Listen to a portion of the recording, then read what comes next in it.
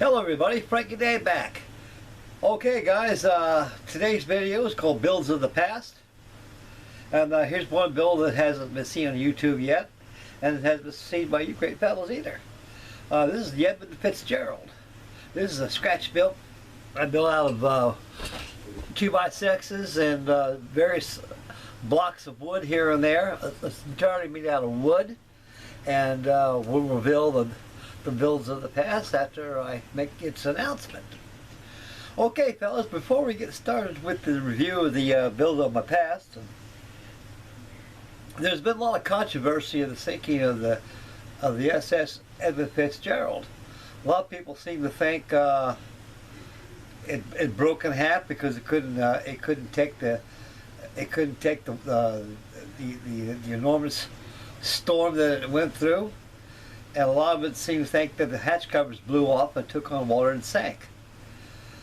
But reality, Captain Bernie Cooper, who was on the Arthur M. Anderson, which was a Great Laker just like the Edmond Fitzgerald, was exactly about 5 miles behind her. And he could actually have a visual on it by using binoculars in the wheelhouse. And he said he seen the lights, the masthead lights. Then all of a sudden he got swamped by a huge wave from astern and went over him and was headed towards the Edmond Fitzgerald. At the time, Captain McSorson,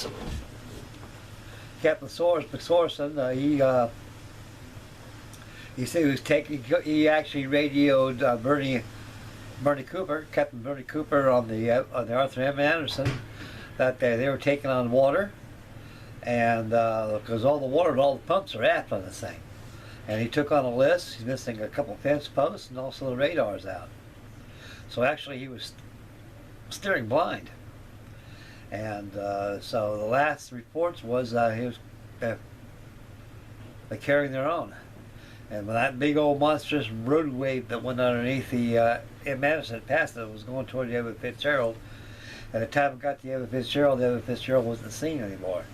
So naturally they called the Coast Guard out and they couldn't find it. So I guess next morning they found a lot of debris. They found lifeboats that were actually crushed, canisters, life jackets, all kinds of deck equipment that wasn't lashed down when she sunk. So I believe what Captain Bernie Cooper revealed is that she had a stress fracture and she ran aground because there's 6 Fathom Shoal, which is only about 35 feet, fellas, of water. When you got the water's bopping up and down, you got a shoal right there. It's a rocky shoal.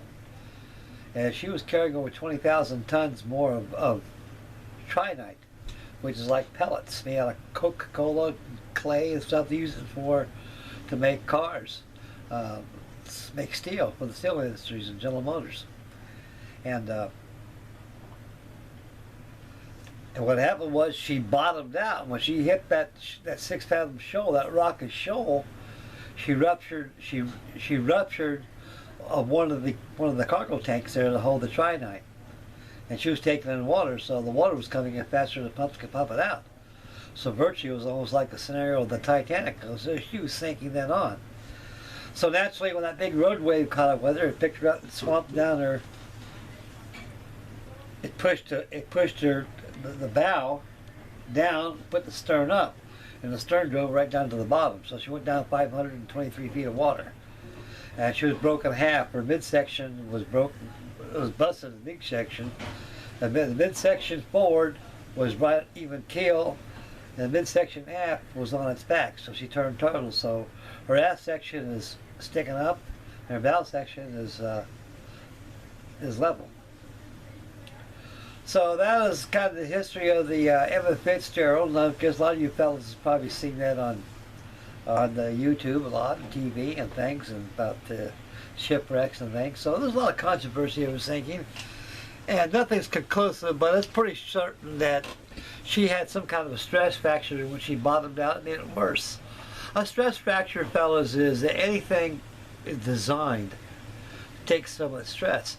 Now, during the time, November 10th of 1975, during the Great Lakes area, that's very spooky and crazy weather out there, because out here in Ohio, most of the weather we get is from the southwest that comes in. Now we have two volatile air masses that mix together. It's just like oil and water. It's not going to mix. It's going to cause all kinds of problems, and that's why it shook up the lake and caused 35 to 50 foot swells and 80 knot wind. And believe you me, these lakers were not designed for water like that. They weren't designed to be out in the ocean. It's because they've got no keel. They're flat bottom like that of an LST. And they can take some. So when you got something that goes through more stress than was designed for it, something's going to give. When it does, that's it. So that was the case of the Edmond Fitzgerald when she had a stress fracture, and what really helped it worse when she bottomed out at 6 fathom shoal, it caused a violation of her hole number 7. And so water was coming in as fast as they could pump it out, and she went down. Okay, guys, let's chatters take a look at the model, and we'll have a little bit of music in the background just to soothe the savage beast in us. Okay, guys, here she is. And we'll zoom in a little closer, fellas. Here's the bow area.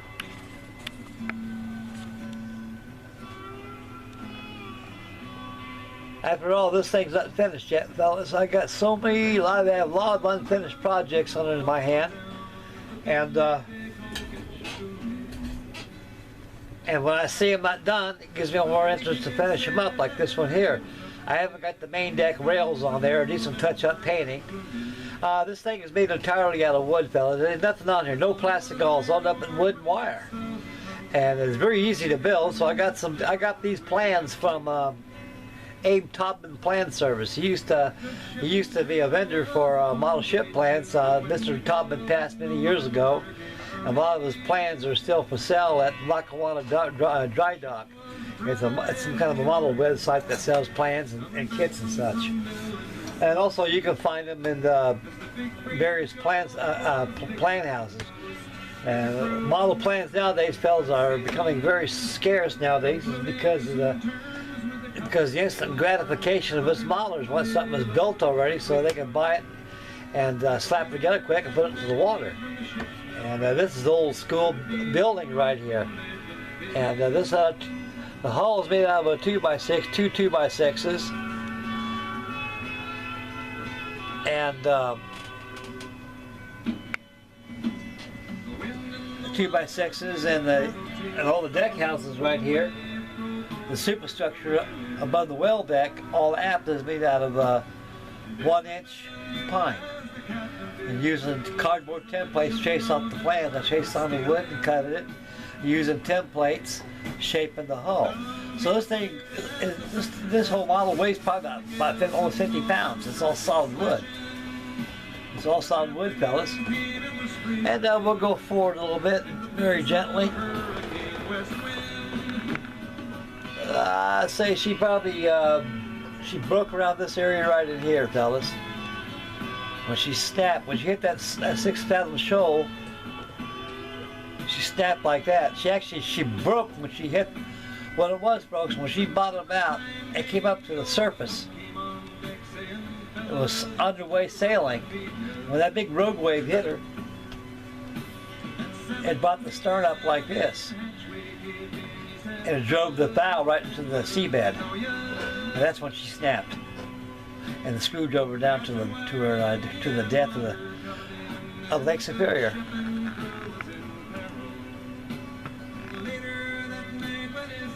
Captain McSorley was a skipper of the Great Lakes for more than 40 years, a very experienced sailor, and he revealed that it was the worst storm he's ever seen in his life in the Great Lakes. Because they say it was horrible up to that time. The next day there was just constant rogue waves coming in right and left.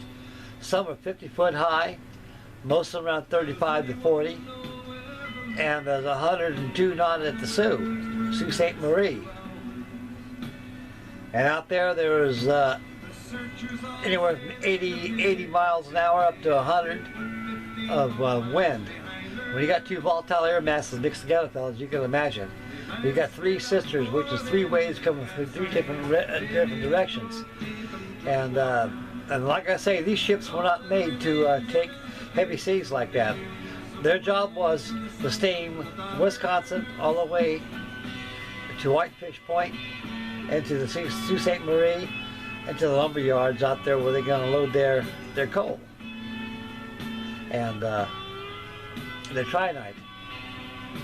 So 29 men went down with the ship. They were died instantly. No bodies were recovered. The density of fresh water is heavier than that of seawater. There's no buoyancy in fresh water, fellas, because of the mineral deposits.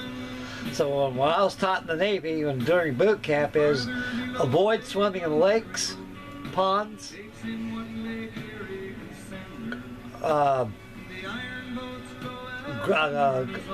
gravel pits, rivers, anything that has fresh water that's over your head, stay away from. It's like swimming in very thin quicksand, fellas. Because I remember one time I learned my lesson the hard way. I didn't heed myself as a sailor back then. I was in the Navy, and I had a Dumas PT boat 109 that I had.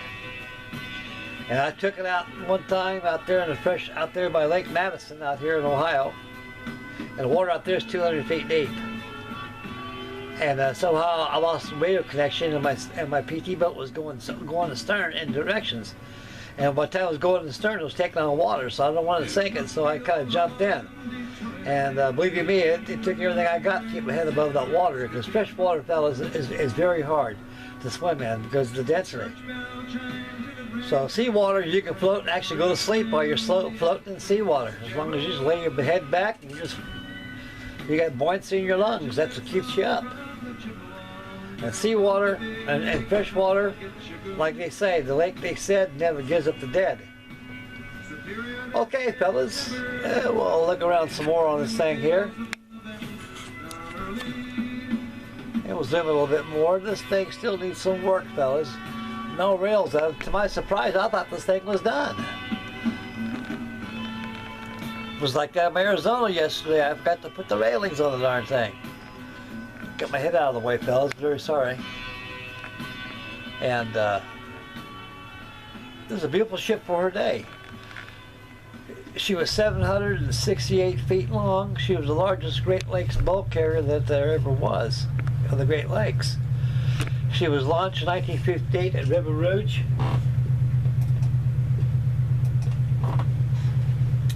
And she was the flagship of the Great Lakes. Okay, fellas, we'll zoom out and bring back to yours truly here. There he is, fellas. Sorry a while ago to get my big mug in the way. Okay, guys, that concludes Builds of the Past. I'll probably throw another one after a while. If not after a while, for certain tomorrow. And right now, guys, I'm going to start doing some little spring cleaning right now. I'm going to shut down my build for a minute. I've got so much clutter here with all these kits I've been buying, so I'm going to start doing some reorganization here.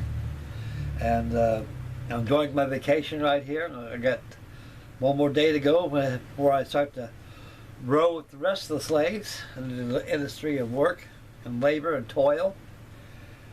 So I ain't got to put nothing up today. Well, I can put nothing up till tomorrow. What I can do today. So this has been a kind of like a boil on the back of my neck. So I need to get this place squared away, because like I say, folks, the more stuff you get in here, the more clumsy you get. There's a lot of clutter and things get broken, and you don't want to double your pleasure by building things over again if you break them. Okay, guys, this will be it for now, and we'll catch you guys on the next video tomorrow, or possibly today. Maybe I'll throw in another Builds of the Past. Depends on how I feel. And so the next video coming up is going to be the paint schedule on the USS Drum, and a couple more. Another video of the USS Princeton that I'm working on. Okay, fellas, time to get out of here right now. I'd like to thank everybody for tuning in. May God bless each one of you fellas out there. Make Mama happy. Please subscribe. And happy modeling. And a very, very happy Merry Christmas to you great fellas out there.